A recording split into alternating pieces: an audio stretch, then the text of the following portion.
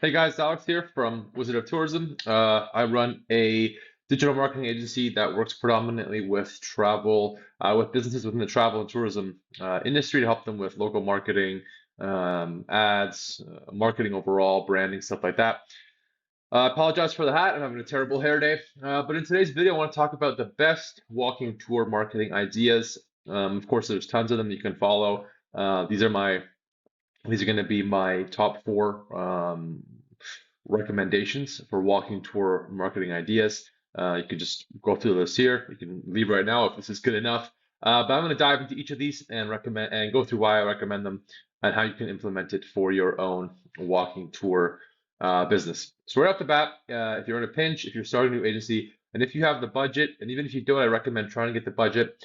Running ads on Google and Instagram is going to be your best strategy long term. Even if you're an established walking tour business, I would recommend running ads as long as your business is running. This is always going to make sure your business is getting in front of the people that needs to see it. Facebook is not going to work that well. People are not looking at travel content on Facebook. They're looking on Google and they're looking on Instagram, right?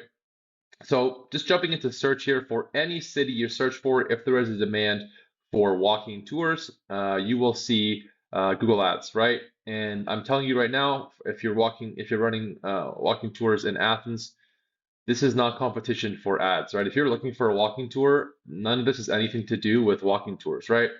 This has nothing to do with it. This is, this is not a well optimized ad for walking tours Athens. Maybe this one is slightly better, but again, the text here need to change your plans. Athens, the formatting is terrible. But we're not auditing ad accounts here. But for any city, right? Walking tours. Let's start with B, right? Okay, let's go with Budapest there. Let's go with Berlin, for example. You are going to see ads, right? Sponsored, it's an ad. This is a really good ad. Guided tour, this one's not terrible, right? You're always going to see ads um, on Google, regardless of where you're searching. I mean, if you're in America, like let's go with New York City, for example, right? You're always going to see ads for walking tours in a city with competition. That is why you want to be running Google Ads. If the ad is well optimized, and if you're targeting keywords that maybe aren't as popular, you can get the ad spend down. And if you're charging $25 per person, $30 per person for your ads or for your spots on a tour, you can just a daily budget of $25 could fill an entire group of 8 to 10 people. So the ROI, the return on your ad spend, ROAS, is going to be incredible for running ads, and it's almost essential for new businesses. Instagram is also a great idea because when someone is going through searching for photos of someone they're visiting, you could target these people, right? So if someone is visiting Athens and they're searching Athens or they're looking at restaurants in Athens, stuff like that, you can target these people on Instagram so that while they're scrolling through, the next ad they get is for a walking tour. If they're visiting Athens, if they're planning on doing some excursions or partaking in some activities, seeing an ad for your ad is a fantastic way to get in front of these people, right? Another great, and yeah, that's maybe the number one strategy overall. If you have the budget, I recommend running ads every single day if you want to be filling spots on a walking tour. Another great option, if you're short on time, if you can't wait, is to have somebody handing out flyers.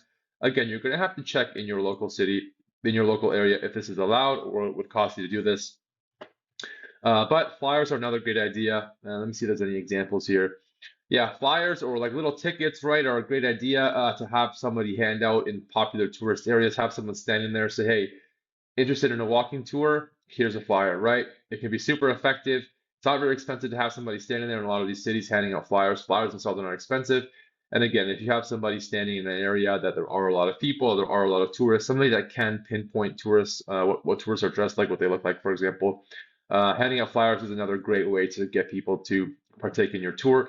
This is especially useful for free tours where you will have somebody, where you will have people tipping you at the end. Free tours are a great way to get people to, a great way to fill out a tour to get people on that tour for that day, for that specific time, right? Another option, again, something you'll be focusing on forever, as long as you're running a walking tour business, is SEO and local SEO. So, for example, if we do another walking tour search, let's just go with Singapore because it's here. We'll go back to all. Now you see even more ads, right? You've got tickets up here, you've got ads. These are the businesses that are showing up for walking tours in Singapore. Most people are going to scroll, they're going to open this one, right? They're going to open this one. They probably want to open TripAdvisor and they're going to open this one, right? And for some of these, depending on the search, you will see Google Maps show up, right? But for example, they're going to open this one. This is a website that's optimized to show up for walking tours in Singapore. These guys are showing up for people, for most of the people visiting Singapore that are looking for walking tours.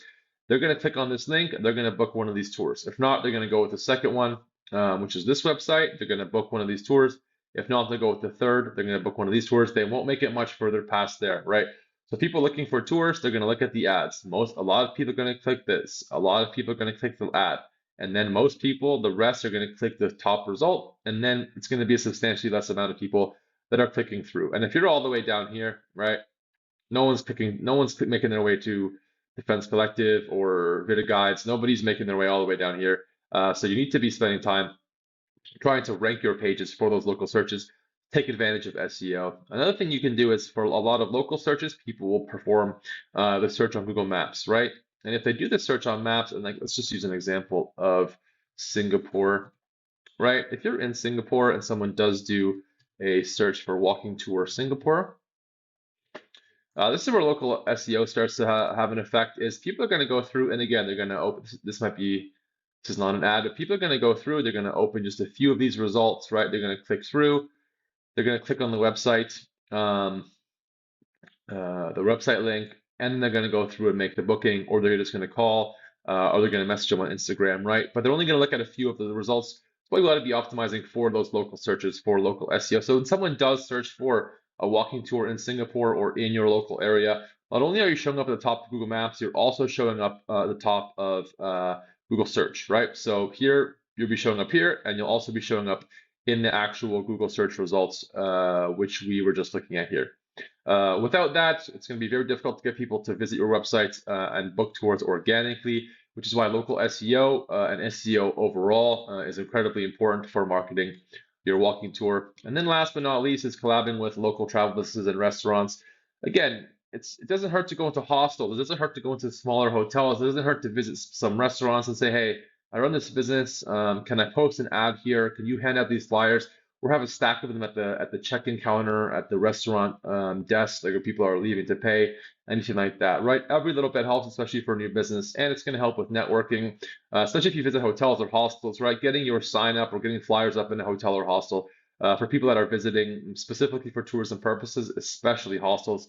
These are fantastic for things like food tours, bar tours, like pub crawls, stuff like that. It's a fantastic way to fill out your tours.